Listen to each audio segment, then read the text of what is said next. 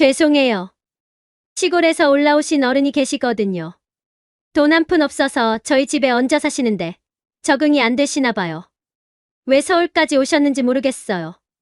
며느리 윤정이 손님들 앞에서 시어머니를 모욕하는 순간 70세 김복순 할머니는 가슴이 무너지는 듯 했습니다. 평생 남의 도움 없이 살아온 자신이 이런 수치를 당하다니요. 하지만 며느리와 아들은 몰랐습니다.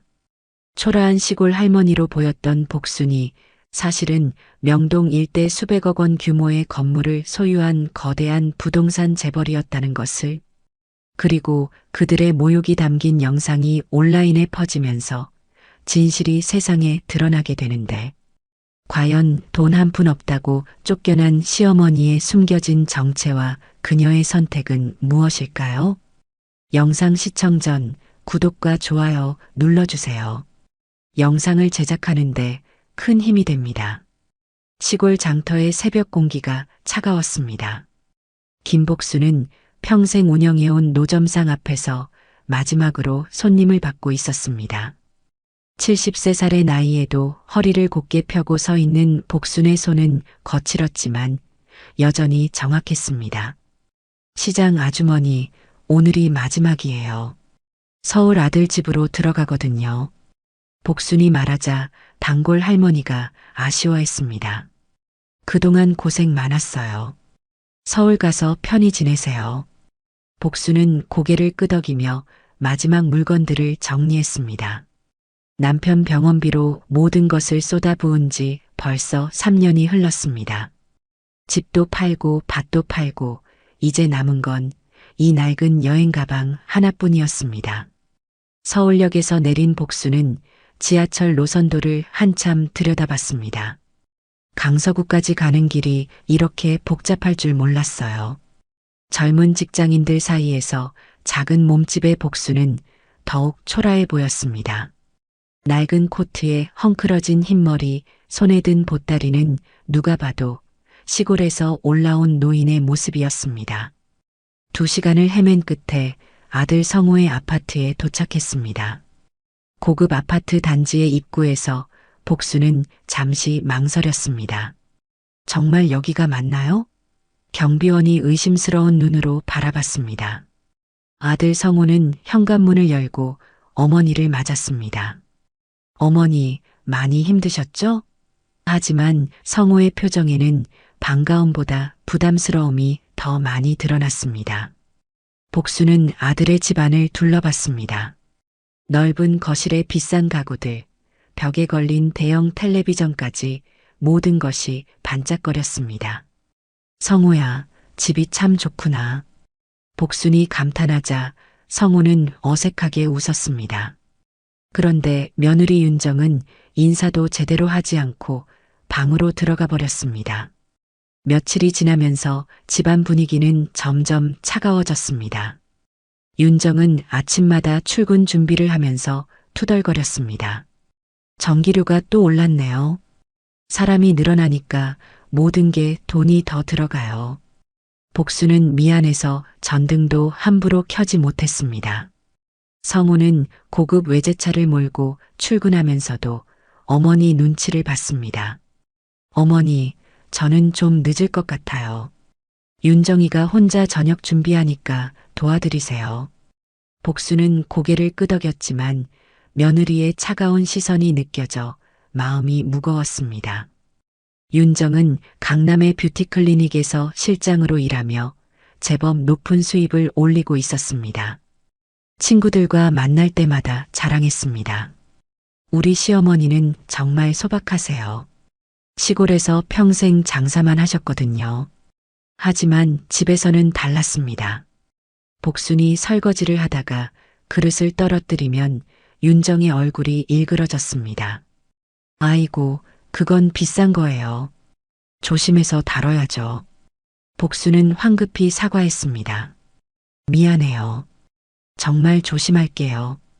어느 토요일 저녁 윤정의 직장 동료들이 집에 놀러 왔습니다.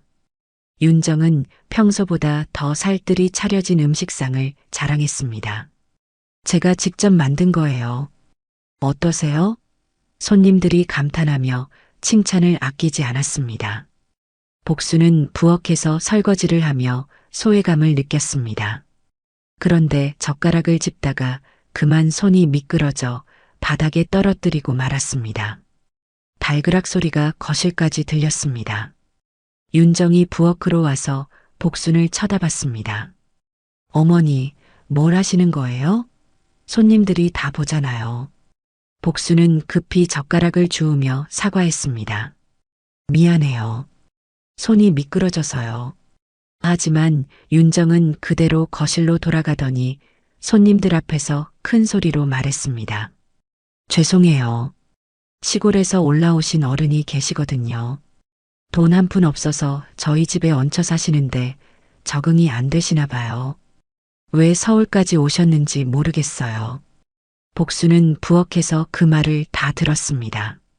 가슴이 뜨거워지고 눈물이 차올랐습니다. 평생 남의 도움 없이 살아온 자신이 이런 모욕을 당하다니요. 손님 중 한 명이 휴대폰을 꺼내 그 장면을 촬영했습니다. 이거 완전 막장 드라마 아니에요? 그리고는 바로 SNS에 올렸습니다. 하지만 몇 분 후 뭔가 찜찜해서인지 곧 삭제해버렸습니다. 그날 밤 복수는 잠을 이루지 못했습니다. 새벽이 되어서야 결심을 굳혔습니다. 더 이상 이곳에 있을 수 없어요. 복수는 조용히 짐을 싸기 시작했습니다. 가져온 것도 별로 없었지만 정리하는데 시간이 걸렸습니다. 오래된 사진 몇 장과 남편의 유품인 시계, 그리고 어머니가 물려주신 비녀가 전부였습니다. 아침 일찍 복수는 여행 가방을 들고 현관문을 열었습니다. 성우는 아직 잠들어 있었고 윤정은 화장실에서 샤워 중이었습니다. 복수는 식탁 위에 간단한 쪽지를 남겼습니다. 그동안 신세 많이 졌습니다. 건강하게 잘 지내세요. 복수는 마지막으로 집안을 둘러보고 문을 닫았습니다. 엘리베이터를 타고 내려가면서 복순의 마음은 허전했습니다. 이제 어디로 가야 하나요? 아파트 단지를 나서는 복순의 발걸음은 무거웠습니다. 이른 아침 거리는 조용했고 차가운 바람이 얼굴을 스쳤습니다. 복순은 지하철역으로 향하면서 생각했습니다. 정말 이게 맞는 일일까요? 하지만 더 이상 눈치 보며 살 수는 없었습니다. 지하철을 타고 시내로 향하는 복순의 모습은 쓸쓸했습니다. 창밖으로 스쳐 지나가는 서울의 풍경을 보며 복순은 긴 한숨을 내쉬었습니다. 비가 내리기 시작했고 복순은 우산도 없이 거리를 걸었습니다. 그런데 문득 발걸음이 멈췄습니다. 낯익은 건물이 보였거든요. 복순은 천천히 그곳으로 향했습니다. 비에 젖은 복순은 명동 시계거리 한복판에서 걸음을 멈췄습니다. 눈앞에 보이는 것은 오래된 대흥 빌딩이었습니다. 복순은 건물을 올려다보며 깊은 숨을 내쉬었습니다. 여기가 바로 그곳이군요. 젊은 시절 복순이 운영하던 포목점이 있던 바로 그 자리였습니다. 지금은 완전히 다른 모습이지만 복순에게는 너무나 익숙한 곳이었습니다.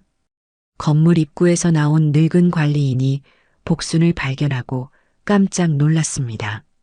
아이고, 사장님. 이 비에 왜 이렇게 나오셨어요? 관리인 박노인은 78살의 나이에도 정정한 모습이었습니다. 복순을 보자 반갑게 맞으며 얼른 건물 안으로 안내했습니다. 박노인, 오랜만이에요. 갑자기 와서 놀라셨죠? 복순이 말하자 박노인은 고개를 저었습니다. 무슨 말씀이세요? 언제든지 오셔도 되죠. 여기는 사장님 건물인걸요. 박노인은 복순에게 따뜻한 차를 내어주며 걱정스러운 표정을 지었습니다. 그런데 사장님, 왜 이렇게 초라한 차림으로 오셨어요? 혹시 무슨 일이라도 있으셨나요? 복순은 잠시 망설이다가 대답했습니다. 별일 아니에요. 그냥 잠시 아들 집에 있다가 나온 거예요.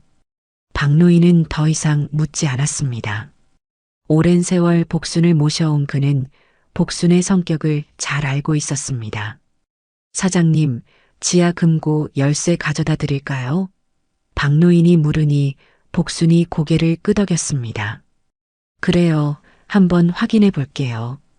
박노인은 사무실 금고에서 작은 열쇠를 꺼내 복순에게 건넸습니다. 비밀번호는 그대로예요. 복순은 열쇠를 받아들고 지하로 내려갔습니다. 지하 금고실은 작았지만 정돈되어 있었습니다. 복순이 금고를 열자 안에는 여러 서류들이 정리되어 있었습니다. 건물 소유권 등기부 원본이 맨 위에 있었고 그 아래로 12개 상가의 임대 계약서들이 차곡차곡 쌓여 있었습니다. 복순은 서류들을 하나씩 꺼내 보았습니다. 임대료 수입만 해도 매달 상당한 금액이었습니다. 수표 다발도 여러 뭉치나 있었습니다. 복순은 이 모든 것을 바라보며 한숨을 내쉬었습니다. 이 많은 재산이 있으면서 왜 아들 집에서 그런 모욕을 당해야 했을까요? 하지만 복순은 자신의 진짜 모습을 아들에게 보여주고 싶지 않았습니다. 평범한 시골 어머니로 남고 싶었거든요. 복순은 서류들을 다시 정리하며 깊은 생각에 잠겼습니다. 그 시간 집에서는 윤정이 샤워를 마치고 나와 있었습니다. 어라, 시어머니가 안 보이네요? 윤정은 거실을 둘러보며 이상해했습니다. 성우가 잠에서 깨어나 부엌으로 갔습니다. 어머니, 아침 드세요. 하지만 아무 대답이 없었습니다. 성우는 복순의 방문을 열어봤습니다. 방은 텅 비어 있었고 침대 위에는 작은 쪽지만 남아 있었습니다. 여보, 어머니가 없어. 성우가 윤정을 불렀습니다. 윤정은 쪽지를 읽고 나서 어깨를 으쓱했습니다. 잘 됐네요. 이제 편해졌어요. 윤정은 복순이 두고 간 낡은 손수건을 발견했습니다. 이런 더러운 걸 왜 놔뒀어요? 윤정은 손수건을 집어들고 쓰레기통에 던져버렸습니다. 앞으로는 우리끼리 편하게 살 수 있겠네요. 성우는 뭔가 찜찜했지만 윤정의 기분이 좋아 보여서 아무 말도 하지 않았습니다. 어머니가 어디로 가셨을까요? 윤정이 냉정하게 답했습니다. 시골로 돌아가셨겠죠. 원래 계시던 곳으로요. 윤정은 쾌재를 부르며 집안을 정리하기 시작했습니다. 오후에 우편 배달부가 집을 찾아왔습니다. 김복순님께 온 등기우편인데요. 성우가 받아보니 명동 부동산 조합회의 통지서였습니다. 어라, 이상하네요. 어머니가 왜 명동 부동산 조합에서 회의 통지를 받으시지? 성우는 통지서를 자세히 들여다봤습니다. 수신일란에는 분명히 김복순이라고 적혀 있었습니다. 그런데 발신지는 명동 대흥빌딩 부동산 조합이었습니다. 성우는 고개를 갸웃거렸습니다. 우편 배달부가 말했습니다. 아마 잘못 배송된 것 같은데요. 같은 이름이 두 분 계신가 봐요. 성우는 우편 배달부가 간 후에도 계속 통지서를 들여다봤습니다. 어머니와 명동이 무슨 관계가 있을까요? 성우는 윤정에게 통지서를 보여줬습니다. 여보, 이거 좀 봐. 어머니 이름으로 온 건데 명동 부동산 조합에서 왔어. 윤정은 대충 훑어보고는 시큰둥하게 말했습니다. 동명이인이겠죠. 명동에 같은 이름 가진 사람이 있는 거예요. 성우도 그럴 것이라고 생각했지만 뭔가 석연치 않았습니다. 어머니가 명동에 무슨 일이 있으실 리가 없잖아. 저녁이 되어서야 성우는 결심을 굳혔습니다. 내일 명동에 가서 확인해 봐야겠어. 윤정이 반대했습니다. 왜 괜한 일로 시간 낭비하세요? 그냥 우편 배달 실수인 거예요. 하지만 성우는 마음이 편치 않았습니다. 어머니가 갑자기 나가신 것도 그렇고 이 통지서까지 왔으니 뭔가 연결고리가 있을지도 모르거든. 윤정은 더 이상 반대하지 않았습니다. 알아서 하세요. 저는 관심 없어요. 성우는 통지서를 다시 한번 자세히 읽어봤습니다. 회의 내용은 건물 관리와 임대료 조정에 관한 것이었습니다. 이상해. 정말 이상해. 그 시간 복수는 대흥빌딩 관리 사무실에서 박노인과 차를 마시고 있었습니다. 사장님, 오늘 밤은 여기서 주무세요. 비도 오고 늦었잖아요. 박노인의 제안에 복순이 고개를 끄덕였습니다. 그럼 하룻밤만 신세 질게요. 내일은 다른 곳을 알아봐야겠어요. 박노인이 걱정스러운 표정을 지었습니다. 사장님, 혹시 아드님 집에서 무슨 일이라도 있으셨나요? 복수는 잠시 침묵하다가 대답했습니다. 별일 아니에요. 그냥 서로 불편해서요. 박노인은 더 이상 묻지 않고 복순을 위해 침실을 준비해 드렸습니다. 복수는 창밖으로 내리는 비를 바라보며 내일을 생각했습니다. 이제 어떻게 해야 할까요? 다음 날 아침 성호는 명동행 지하철에 몸을 맡겼습니다. 손에 든 부동산 조합 통지서를 계속 들여다보며 의문을 품었습니다. 정말 단순한 배송 실수일까? 명동역에서 내린 성호는 대흥빌딩을 찾아 헤맸습니다. 시계거리를 지나 좁은 골목을 돌아서자 낮지만 단단해 보이는 건물이 나타났습니다. 대흥빌딩이라는 간판이 보였습니다. 성호는 건물 입구를 살펴봤습니다. 1층은 상가들이 들어서 있었고 2층에는 카페가 있었습니다. 성호는 2층 카페로 올라가 커피를 주문했습니다. 카페 안은 조용했고 손님들도 많지 않았습니다. 성호는 창가 자리에 앉아 거리를 내려다보며 커피를 마셨습니다.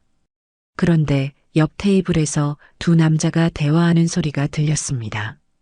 박 관리인이 그러는데 복순 여사님이 어제 오셨다면서요? 성호의 귀가 번쩍 뜨였습니다. 복순이라는 이름이 들렸거든요. 다른 남자가 대답했습니다. 아, 건물주 말씀이시죠? 그분이 직접 오시는 일은 드문데 무슨 일이실까요? 성호는 충격을 받았습니다. 건물주라고요? 설마 어머니와 같은 이름의 다른 사람이겠죠? 성호는 두 남자의 대화를 더 들으려고 귀를 기울였습니다. 복순 여사님이 이 건물 전체를 소유하고 계시잖아요. 임대료도 다른 곳보다 저렴하게 받으시고요. 정말 좋은 분이세요. 성호의 머릿속이 복잡해졌습니다. 어머니 이름이 김복순인데 우연의 일치일 수가 있을까요? 그때 카페 문이 열리며 한 늙은 남자가 들어왔습니다. 박 관리인으로 보이는 그 남자는 카페 사장과 인사를 나눴습니다. 사장님, 오늘도 수고 많으세요. 복순 여사님은 어디 계세요? 박 관리인이 답했습니다. 3층 VIP룸에서 중개업자들과 회의 중이세요. 임대료 조정건으로요. 성호는 더 이상 가만히 있을 수 없었습니다. 3층으로 올라가 복순이라는 사람이 누구인지 확인해야겠어. 성호는 조용히 자리에서 일어나 계단으로 향했습니다. 3층 복도는 조용했고 끝쪽에 VIP룸이라는 표시가 보였습니다. 성호는 조심스럽게 문 앞으로 다가갔습니다. 문틈으로 살짝 안을 들여다봤는데 그만 깜짝 놀라고 말았습니다. VIP룸 안에는 단정한 한복을 입은 노부인이 앉아 있었습니다. 머리를 깔끔하게 빗어 올리고 가슴에는 고급스러운 보석 브로치를 달고 있었습니다.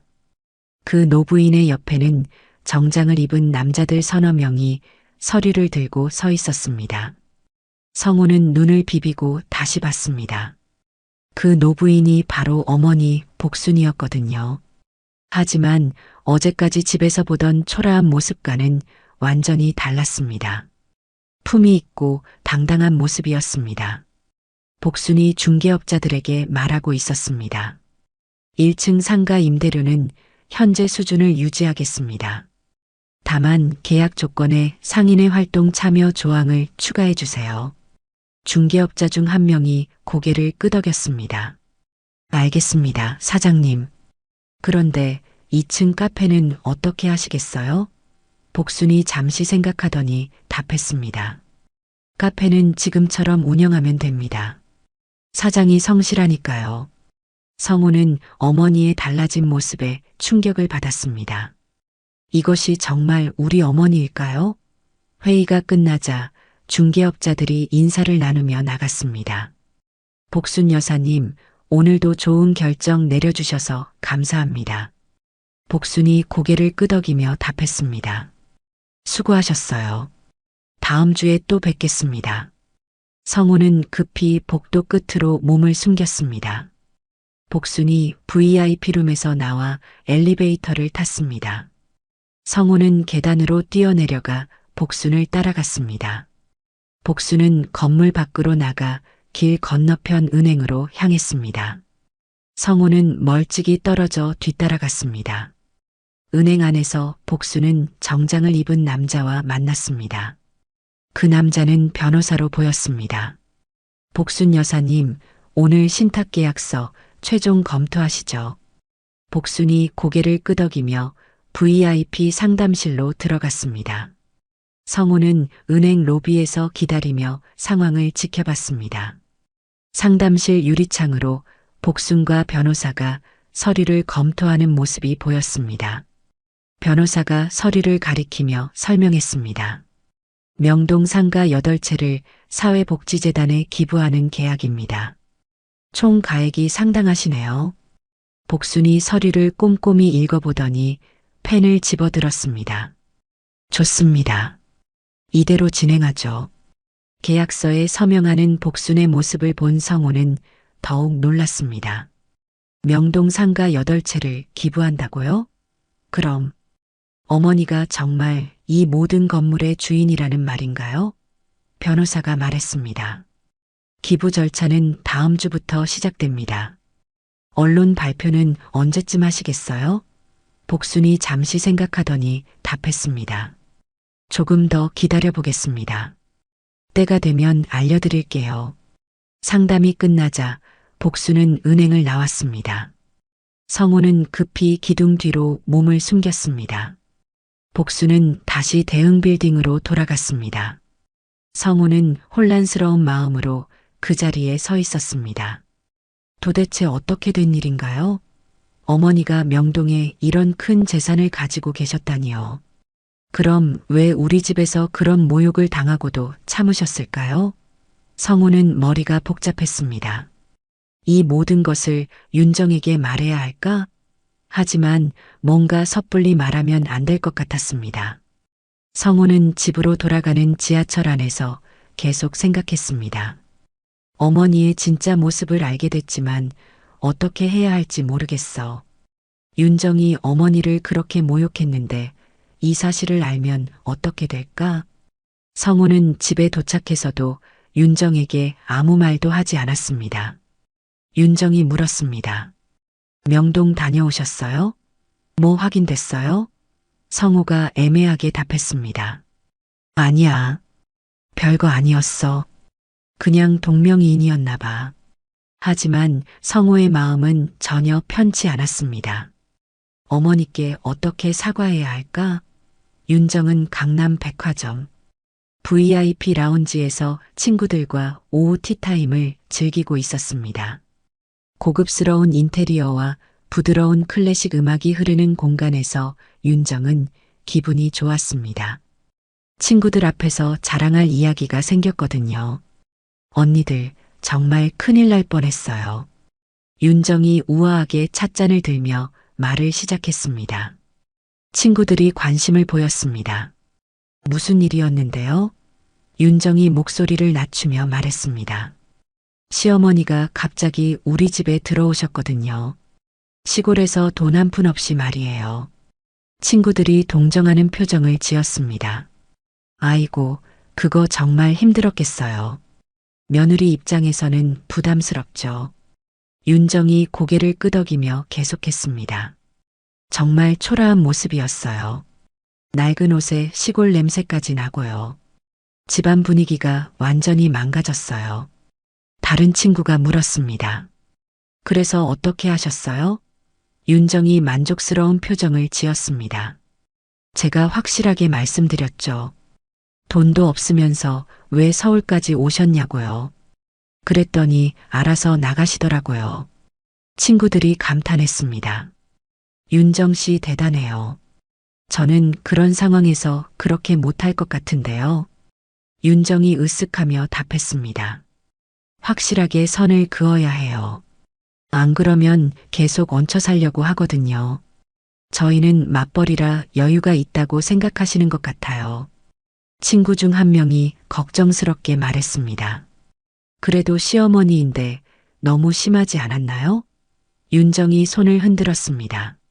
아니에요. 오히려 좋은 기회였어요. 이제 우리끼리 편하게 살 수 있거든요. 그때 라운지 대형 스크린에서 뉴스 속보가 나왔습니다. 뉴스 앵커가 긴급 소식을 전했습니다. 명동 지역 부동산을 다수 소유한 한 노부인이 수백억 원 규모의 건물을 사회복지재단에 기부하기로 했다는 소식입니다. 윤정과 친구들은 대수롭지 않게 스크린을 바라봤습니다. 요즘 그런 기부 뉴스가 많죠. 윤정이 무심하게 말했습니다.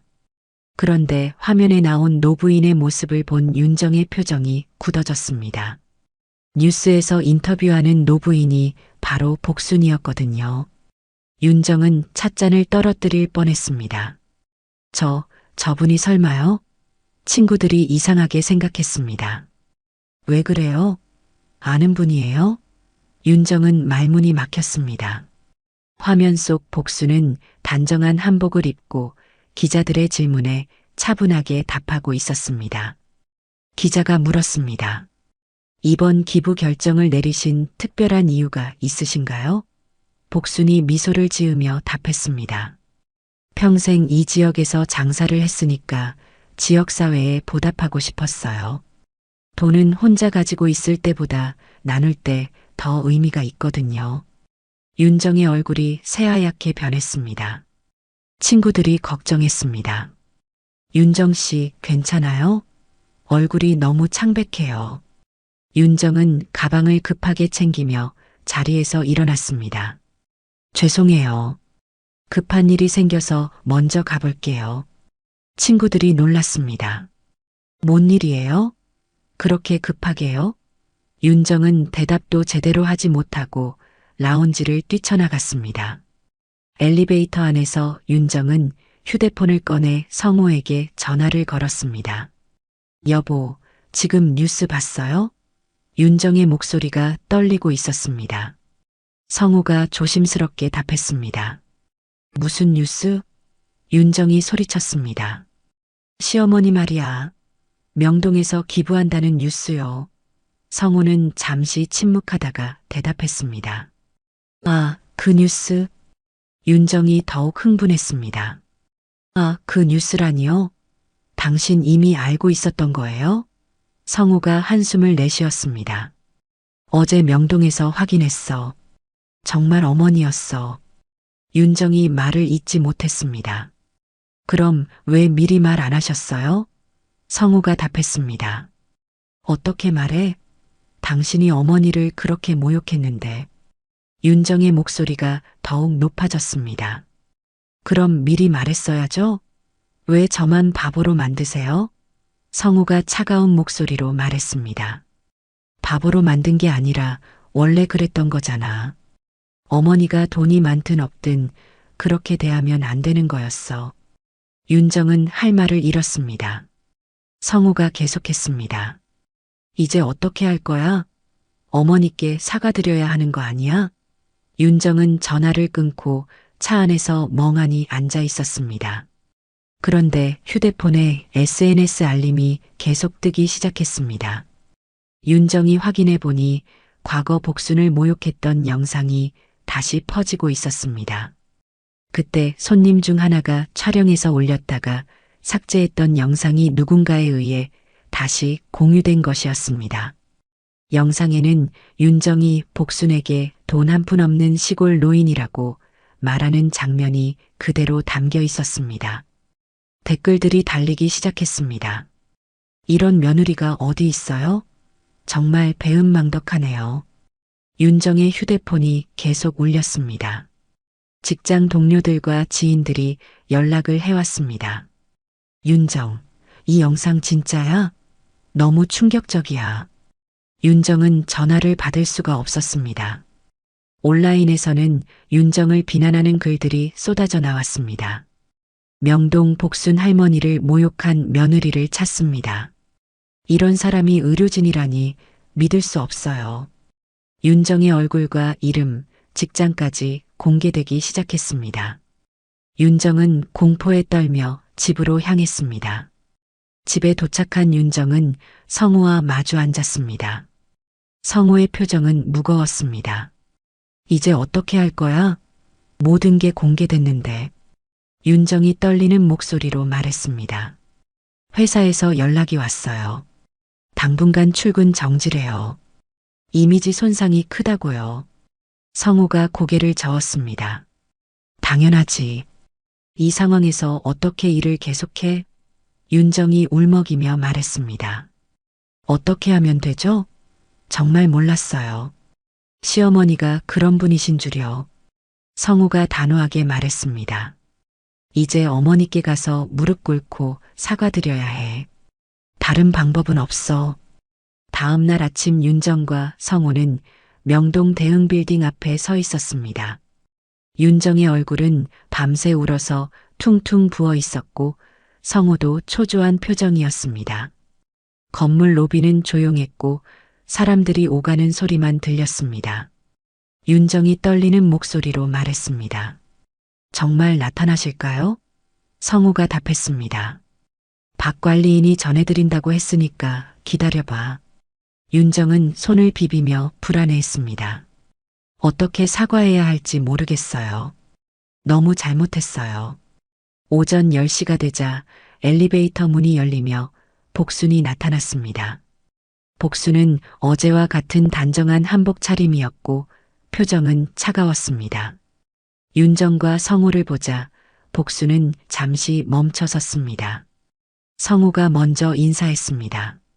어머니 와주셔서 감사합니다. 복순은 아무 대답 없이 두 사람을 바라봤습니다. 윤정이 앞으로 나서며 말했습니다. 어머니 정말 죄송합니다. 윤정의 목소리가 떨리고 있었습니다. 복순은 여전히 말이 없었습니다. 윤정은 참았던 눈물이 터져 나왔습니다. 어머니, 제가 정말 잘못했어요. 그동안 너무 몰랐어요. 윤정은 그 자리에서 무릎을 꿇고 바닥에 머리를 조아렸습니다. 로비에 있던 사람들이 놀라서 쳐다봤습니다. 성우도 급히 무릎을 꿇었습니다. 어머니, 저희가 정말 잘못했습니다. 용서해 주세요. 복수는 무릎 꿇은 두 사람을 내려다보며 깊은 한숨을 내쉬었습니다. 일어나세요. 여기서 이러면 사람들이 구경거리로 생각해요. 복순이 엘리베이터를 향해 걸어갔습니다. 따라오세요. 윤정과 성우는 급히 일어나 복순을 따라갔습니다. 엘리베이터 안에서는 아무도 말하지 않았습니다. 복순의 차가운 분위기가 느껴져 윤정과 성우는 숨소리도 조심스러웠습니다. 엘리베이터가 최고층에서 멈췄습니다. 복순이 먼저 내려 옥상으로 향하는 문을 열었습니다. 윤정과 성우는 조심스럽게 뒤따랐습니다. 옥상 정원은 생각보다 넓고 잘 가꿔져 있었습니다. 여러 종류의 화분들과 벤치가 놓여 있었고 명동거리가 한눈에 내려다 보였습니다. 복수는 정원 한쪽으로 걸어갔습니다. 그곳에는 검은 대리석으로 만든 작은 추모비가 세워져 있었습니다. 추모비에는 여러 사람의 이름이 새겨져 있었습니다. 복순이 추모비 앞에 서서 말했습니다. 여기 계신 분들이 누군지 아세요? 성우가 조심스럽게 답했습니다. 잘 모르겠습니다. 복순이 추모비를 어루만지며 말했습니다. 40년 동안 저와 함께 일했던 직원들이에요. 포목점 시절부터 함께한 사람들이죠. 윤정이 고개를 숙였습니다. 복순이 계속했습니다. 이분들은 제가 가난했을 때도 절대 저를 무시하지 않았어요. 오히려 저를 믿어주고 따라와 줬죠. 가족보다 먼저 저를 인정해 준 사람들이었어요. 복순의 목소리에 감정이 실렸습니다. 그런데 정작 제 아들과 며느리는 저를 어떻게 대했나요? 돈이 없다고 해서 쫓아내고 모욕했죠. 윤정이 울먹이며 말했습니다. 어머니, 정말 죄송해요. 저희가 너무 못났어요. 복순이 윤정을 바라봤습니다. 죄송하다고 해서 다 해결되는 게 아니에요. 상처받은 마음이 그렇게 쉽게 아무는 줄 아세요? 윤정은 더욱 고개를 숙였습니다. 성우가 나서서 말했습니다. 어머니, 정말 저희가 잘못했어요. 어머니가 돈이 많고 적고가 중요한 게 아니었는데요. 그냥 저희 어머니니까 잘해드렸어야 했는데요. 복순이 성우를 똑바로 쳐다봤습니다. 지금 와서 그런 말 해봤자 소용없어요. 이미 다 끝난 일이에요. 성우가 절망적인 표정을 지었습니다. 정말 용서받을 수 없는 일인가요? 복순이 명동거리를 내려다보며 말했습니다. 저는 평생 이곳에서 살았어요. 가난했을 때도 부유해졌을 때도 항상 이 자리에 있었죠. 사람들이 저를 무시하기도 했고 존경하기도 했어요. 하지만 가족만큼은 항상 제 편이어야 한다고 생각했는데요. 윤정이 떨리는 목소리로 말했습니다. 어머니 말씀이 맞아요. 저희가 정말 배은망덕했어요. 이제라도 잘할 수 있는 기회를 주세요. 복순이 윤정을 바라봤습니다. 기회라고요? 이미 늦었어요. 인터넷에 다 퍼진 영상 봤어요. 전 국민이 다 알고 있는데 지금 와서 무슨 기회가 있겠어요? 윤정이 눈물을 흘리며 말했습니다. 그래도 어머니께서 용서해 주시면 저는 그것만으로도 감사해요. 복순이 고개를 저었습니다. 용서는 그렇게 쉽게 하는 게 아니에요. 진심이 느껴져야 하는 거죠. 성우가 갑자기 오열하기 시작했습니다. 어머니, 정말 죄송해요. 제가 아들 역할을 제대로 못했어요. 어머니를 지켜드렸어야 했는데 오히려 상처만 드렸어요. 성우의 눈물을 본 복순의 표정이 잠시 흔들렸습니다. 하지만 곧 다시 차가운 모습으로 돌아왔습니다. 울어서 해결될 일이 아니에요. 복순이 추모비에서 돌아서며 말했습니다. 이제 집으로 돌아가세요. 더 이상 할 말은 없어요. 윤정이 급히 복순의 앞을 막았습니다. 어머니, 정말 기회를 주세요. 제가 어떻게든 잘못을 만회할게요. 복순이 차갑게 말했습니다. 만회라고요? 벌써 늦었다고 했잖아요. 이제 저는 제 갈 길을 가겠어요. 복순은 윤정을 지나쳐 옥상 출입문으로 향했습니다. 성우와 윤정은 그런 복순을 바라보며 절망적인 표정을 지었습니다. 복순이 문 앞에서 잠시 멈춰서더니 뒤를 돌아봤습니다. 진정으로 뉘우치는 마음이 있다면 행동으로 보여주세요. 말로만 하는 사과는 믿지 않아요. 복순은 그 말을 남기고 문을 닫고 나갔습니다. 옥상에 혼자 남은 윤정과 성호는 추모비 앞에 서서 깊은 한숨을 내쉬었습니다. 성호가 말했습니다. 어머니 말씀이 맞아. 행동으로 보여드려야 해. 윤정이 고개를 끄덕였습니다. 어떻게든 어머니 마음을 돌려드려야겠어요. 두 사람은 명동 거리를 내려다보며 앞으로 어떻게 해야 할지 고민에 빠졌습니다. 3일 후 복수는 대흥빌딩 3층 회의실에서 변호사와 마주 앉았습니다. 회의실은 넓고 정돈되어 있었으며 큰 창으로 명동 거리가 한눈에 보였습니다. 변호사가 가져온 서류 뭉치를 테이블 위에 놓았습니다. 복순 여사님, 유언장 초안이 완성됐습니다. 복순이 서류를 받아들고 천천히 읽어봤습니다. 변호사가 설명했습니다. 말씀하신 대로 전 재산의 80%를 사회복지재단에 기부하도록 작성했습니다. 복순이 고개를 끄덕이며 말했습니다. 그럼 아들 부부에게는 얼마나 남게 되나요? 변호사가 계산기를 두드리며 답했습니다. 대응 빌딩 중 한 개 동만 상속되니까 연간 임대 수익이 약 3억 원 정도 될 것 같습니다. 복순이 만족스러운 표정을 지었습니다. 충분해요. 너무 많이 주면 또 버릇 없어질 테니까요. 변호사가 웃으며 말했습니다.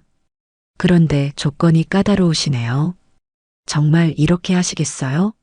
복순이 단호하게 답했습니다. 네, 그렇게 해주세요. 매달 수익의 30%를 노인 복지 후원에 사용하고 그 내역을 공개해야 한다는 조건 말이에요. 변호사가 서류를 가리키며 말했습니다. 만약 이 조건을 지키지 않으면 해당 건물도 자동으로 재단에 귀속된다고 되어 있는데요. 복순이 차갑게 웃었습니다. 당연하죠. 약속을 지키지 않으면 받을 자격이 없는 거예요. 변호사가 조심스럽게 물었습니다. 혹시 아드님께 미리 말씀드리시는 게 어떨까요? 갑자기 통보받으면 놀라실 것 같은데요. 복순이 고개를 저었습니다. 아니에요. 오늘 직접 불러서 설명할 거예요. 놀라는 것도 당연한 일이죠. 자기들이 한 일을 생각해 보면요. 변호사가 이해한다는 듯 고개를 끄덕였습니다. 그럼 오늘 오후에 아드님과 며느님을 부르시겠어요? 복순이 시계를 보며 말했습니다. 2시에 오라고 연락하세요. 정확한 시간에 오는지도 봐야겠어요. 변호사가 전화를 걸어 성호에게 연락했습니다. 성호 씨, 복순 여사님께서 오늘 오후 2시에 대응빌딩 회의실로 와달라고 하십니다. 중요한 이야기가 있다고 하시네요. 성호의 목소리가 떨렸습니다.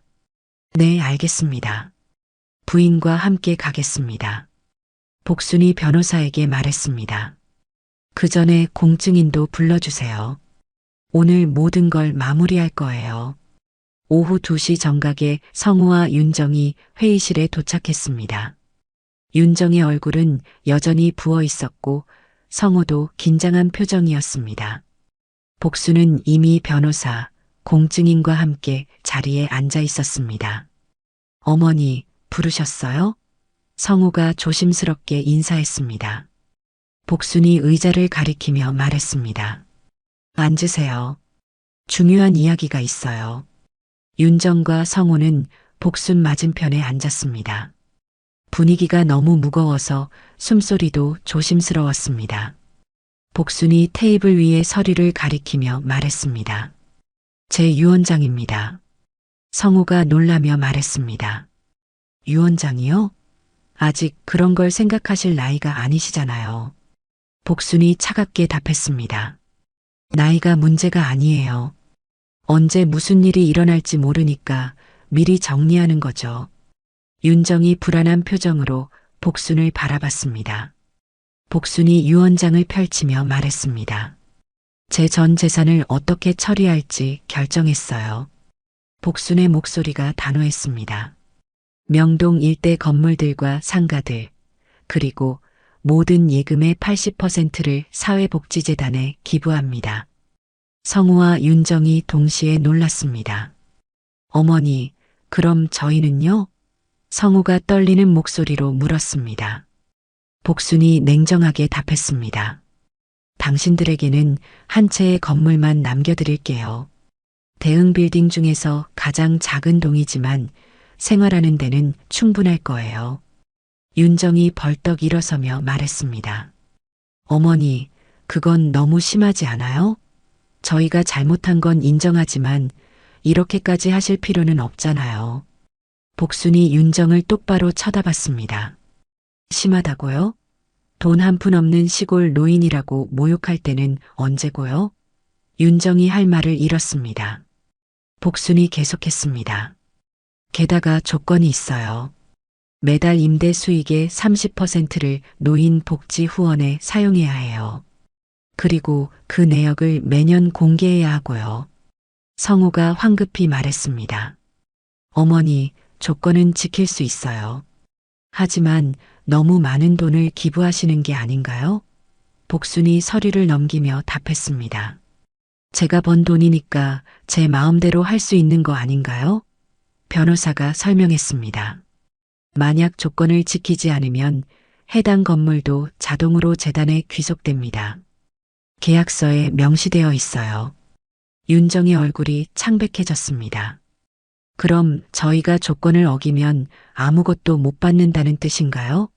복순이 고개를 끄덕였습니다. 맞아요. 약속을 지킬 수 없으면 받을 자격도 없는 거죠. 윤정이 다시 반발했습니다. 어머니, 이건 너무 가혹해요. 저희에게 기회도 안 주시는 거예요. 복순이 일어서며 말했습니다. 기회는 이미 줬어요. 그런데 당신들이 놓쳤죠. 이제 이 조건이 마지막 기회예요. 받든지 말든지 선택하세요. 윤정이 성호를 보며 눈물을 흘렸습니다. 여보, 어떻게 해요? 성호가 깊은 한숨을 내쉬며 말했습니다. 어머니 결정을 받아들이겠어요. 저희가 잘못한 게 맞으니까요. 윤정이 놀라며 성호를 쳐다봤습니다. 여보, 정말 이렇게 할 거예요? 성호가 단호하게 답했습니다. 네, 어머니께 더 이상 실망드릴 수는 없어요. 성호가 변호사에게 말했습니다. 서명하겠습니다.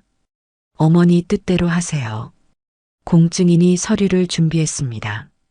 성호가 펜을 들고 서명했습니다. 윤정도 어쩔 수 없이 함께 서명했습니다.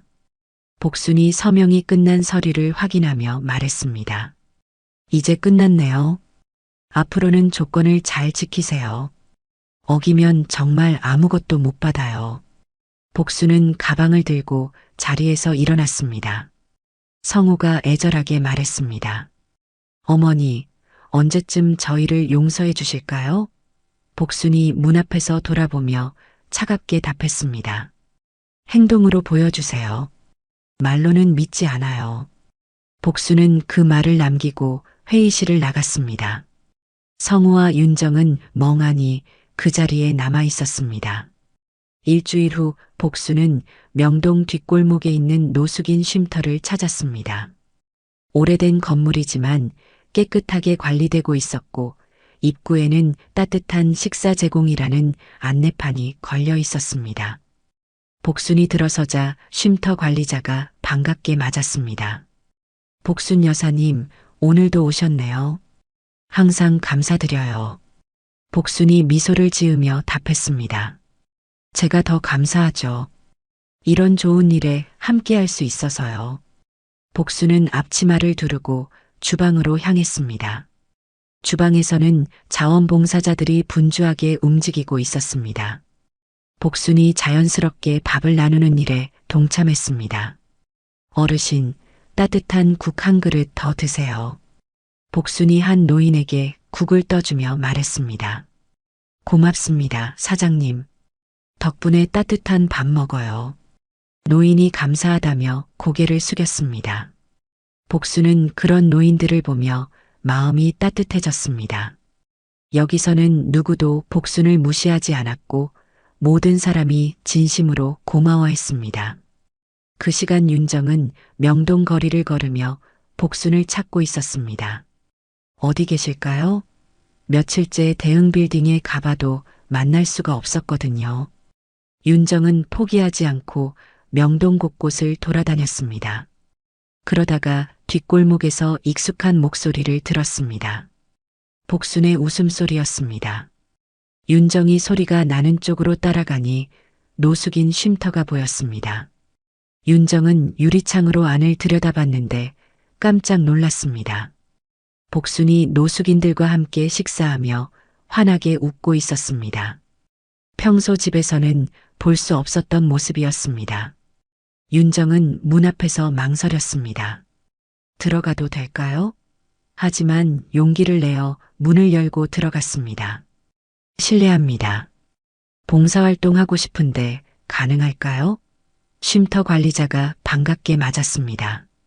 물론이죠. 언제든지 환영이에요. 복순이 윤정을 보고 놀란 표정을 지었습니다. 윤정이 조심스럽게 복순에게 다가갔습니다. 어머니, 저도 도와드릴게요. 윤정이 떨리는 목소리로 말했습니다.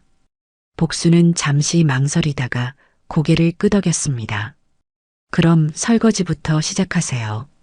윤정은 기뻐하며 주방으로 향했습니다. 처음엔 서툴렀지만 점차 요령을 익혀갔습니다. 이 그릇은 어떻게 닦아야 하나요? 윤정이 복순에게 물었습니다. 복순이 직접 보여주며 답했습니다. 이렇게 깨끗하게 닦아야 해요. 다음 분이 쓰실 거니까요. 며칠이 지나면서 윤정은 매일 쉼터에 나왔습니다. 처음엔 어색했지만 점차 진심으로 봉사하게 되었습니다. 할머니, 약은 잘 드셨어요? 윤정이 한 할머니에게 관심을 보였습니다. 고마워요, 아가씨. 덕분에 마음이 따뜻해져요. 할머니가 윤정의 손을 잡으며 감사해했습니다. 윤정은 이런 소소한 고마움이 이렇게 큰 기쁨을 줄 줄 몰랐습니다. 복순도 윤정의 변화된 모습을 지켜보고 있었습니다. 윤정은 봉사활동 모습을 휴대폰으로 촬영해 SNS에 올렸습니다. 명동 노숙인 쉼터에서 봉사하고 있어요. 작은 도움이지만 보람 있는 시간입니다. 댓글들이 달리기 시작했습니다. 윤정 씨 정말 대단해요. 진심이 느껴져요. 과거 비난 댓글들과는 완전히 다른 반응이었습니다. 윤정은 이미지 회복보다 진짜 마음에서 우러나는 봉사가 더 중요하다는 걸 깨달았습니다. 한편 성호는 명동 한복판에서 공사 소음에 무저 일하고 있었습니다. 복순의 옛 포목점 자리를 복원하는 작업이었습니다. 사장님, 간판은 뭐라고 하시겠어요? 인테리어 업체 사장이 물었습니다. 성우가 망치를 내려놓으며 답했습니다. 복순상회로 해주세요. 어머니 이름으로요. 공사는 한 달 넘게 계속됐습니다. 성우는 직접 현장에 나와 감독했습니다. 어머니가 젊은 시절 땀 흘렸던 그 자리를 다시 살리고 싶었거든요. 복순상회가 문을 열던 날 많은 사람들이 구경 왔습니다. 성우가 직접 손님들을 맞았습니다. 어서 오세요. 좋은 물건들 많이 준비했어요. 한복 원단부터 소품까지 다양하게 진열되어 있었습니다. 성우는 매출의 일부를 매달 노인복지단체에 기부하겠다고 약속했습니다. 수익금 명세서도 매월 공개하기로 했습니다. 복순의 조건을 충실히 지키려는 노력이었습니다. 어느 저녁 윤정은 전통 공예품 가게에서 아름다운 비녀를 발견했습니다. 은으로 만든 비녀에 섬세한 꽃 무늬가 새겨져 있었습니다. 사장님, 이 비녀 얼마예요? 윤정이 물으니 가게 주인이 답했습니다. 30만 원인데 정말 좋은 거예요. 전통 기법으로 만든 수제품이거든요. 윤정은 고민 없이 비녀를 샀습니다. 복순에게 마음을 전하고 싶었거든요. 다음 날 윤정은 쉼터에서 복순에게 비녀를 건넸습니다. 어머니, 작은 선물이에요. 마음을 담아 골랐어요. 복순이 비녀를 받아들고 자세히 살펴봤습니다. 정말 예쁘네요. 고마워요. 복순의 목소리에 처음으로 따뜻함이 느껴졌습니다. 윤정이 용기를 내어 말했습니다. 어머니, 정말 죄송했어요. 앞으로는 진짜 딸처럼 잘할게요. 복순이 윤정을 바라보더니 처음으로 미소를 지었습니다. 알겠어요. 조금씩 노력해봐요. 그 미소를 본 윤정은 눈물이 났습니다. 드디어 복순의 마음이 조금씩 열리기 시작했거든요. 복순도 윤정의 진심 어린 변화를 느꼈습니다. 쉼터에서 함께 일하는 동안 윤정이 얼마나 노력하는지 지켜봤으니까요. 복순이 비녀를 머리에 꽂아보며 말했습니다. 오랜만에 이런 예쁜 선물 받아보네요. 윤정이 환하게 웃었습니다. 어머니께 더 많은 선물 해드리고 싶어요. 복순과 윤정 사이에 조금씩 따뜻한 기운이 흐르기 시작했습니다.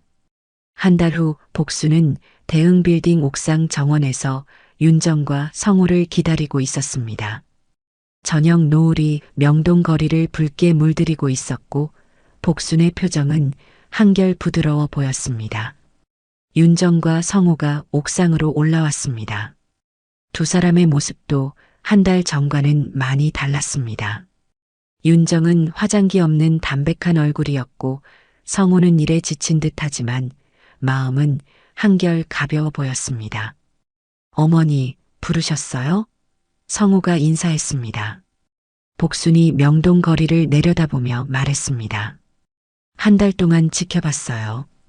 윤정도 쉼터에서 열심히 봉사하고 성호도 복순상에 운영하면서 기부 약속 잘 지키고 있더라고요. 윤정이 고개를 숙이며 답했습니다. 당연한 일이에요, 어머니. 저희가 해야 할 일이니까요. 복순이 윤정을 바라보며 고개를 끄덕였습니다. 그래요. 이제 진심이 느껴져요. 처음에는 보여주기식인 줄 알았는데 아니더라고요. 복순이 추모비 앞으로 걸어가며 말했습니다. 오늘 당신들을 부른 이유가 있어요. 중요한 결정을 했거든요. 성우와 윤정이 긴장한 표정으로 복순을 바라봤습니다. 복순이 대응 빌딩을 가리키며 말했습니다. 이 건물 2층 전체를 노인 무료 진료소로 만들 거예요. 윤정이 놀라며 말했습니다. 진료소요? 정말 좋은 생각이세요, 어머니. 복순이 윤정을 똑바로 쳐다보며 말했습니다. 그런데 이 진료소 운영 책임자를 당신에게 맡기려고 해요. 윤정이 깜짝 놀라며 복순을 바라봤습니다. 저요? 정말 제가 해도 될까요? 복순이 단호하게 답했습니다. 당신은 의료 분야에서 일했으니까 경험이 있잖아요. 게다가 요즘 진짜 마음으로 노인분들을 돌보는 걸 봤어요. 윤정의 눈에 눈물이 고였습니다. 어머니께서 저를 믿어주시는 건가요? 복순이 고개를 끄덕였습니다. 네, 이제는 믿어요. 하지만 조건이 있어요. 복순의 목소리가 진지해졌습니다. 진료소에서 일하면서 진심으로 노인분들을 섬기지 않으면 모든 걸 다시 걷어들일 거예요. 이번에는 정말 마지막 기회예요. 윤정이 두 손으로 얼굴을 가리며 울기 시작했습니다. 어머니, 정말 감사해요. 꼭 잘할게요. 어머니께 실망드리지 않을 거예요. 복순이 윤정의 어깨에 손을 올리며 말했습니다. 울지 말아요. 이제 새로 시작하는 거니까 기뻐해야죠. 성우가 감격한 목소리로 말했습니다. 어머니, 정말 고맙습니다. 저희에게 이런 기회를 주셔서요. 복순이 성우를 바라보며 말했습니다. 당신도 복순상에 열심히 운영하면서 많이 변했어요. 이제야 제 아들 같아요. 성우가 눈물을 흘리며 복순에게 고개를 숙였습니다. 어머니, 앞으로는 정말 좋은 아들이 될게요. 허영 부리지 않고 가족을 소중히 여기겠어요. 복순이 노을진 명동 거리를 내려다보며 말했습니다. 평생 이곳에서 살면서 깨달은 게 있어요. 돈이 많고 적고는 중요하지 않다는 거예요. 사람의 마음이 더 중요하죠. 윤정이 복순 옆에 서서 말했습니다. 저도 이제 알겠어요, 어머니. 돈보다 소중한 건 가족이고 따뜻한 마음이에요. 복순이 만족스러운 표정을 지었습니다. 그래요. 이제야 진짜 가족이 된 것 같네요. 3주 후 대흥 빌딩 2층의 노인 무료 진료소가 문을 열었습니다. 개원식에는 많은 사람들이 참석했습니다. 윤정이 흰 가운을 입고 노인들을 맞았습니다. 할머니, 오늘 몸은 어떠세요? 약은 잘 드셨고요? 윤정의 목소리는 따뜻했고 진심이 느껴졌습니다. 고마워요, 원장님. 덕분에 건강해져요. 할머니들이 윤정에게 감사 인사를 전했습니다. 복수는 진료소 한쪽에서 그 모습을 지켜보며 흐뭇해했습니다. 기자들이 복순에게 인터뷰를 요청했습니다. 이런 좋은 일을 시작하게 된 계기가 무엇인가요? 복순이 미소를 지으며 답했습니다. 가족의 소중함을 다시 깨달았거든요. 진짜 사랑은 조건 없이 베푸는 거라는 걸 배웠어요. 성우도 옆에서 말했습니다. 저희 어머니께서 가르쳐 주신 가장 큰 교훈이에요. 진료소 소식은 곧 언론에 보도됐습니다. 명동의 따뜻한 소식으로 많은 사람들이 감동했습니다. 지역 노인들이 복순에게 감사 편지를 보내왔습니다. 복순 할머니 덕분에 무료로 치료받아요.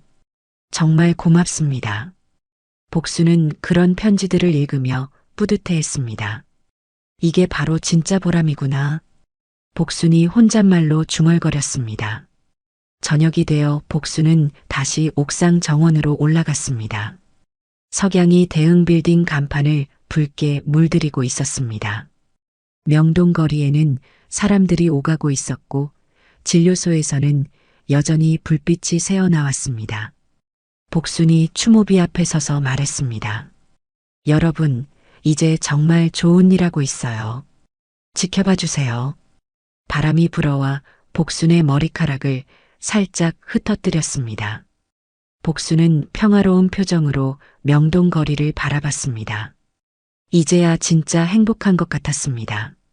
오늘 이야기가 좋으셨다면 구독과 댓글, 알람 설정 잊지 마시고 소중한 댓글 하나가 정말 큰 힘이 됩니다. 시청해 주셔서 진심으로 감사드립니다.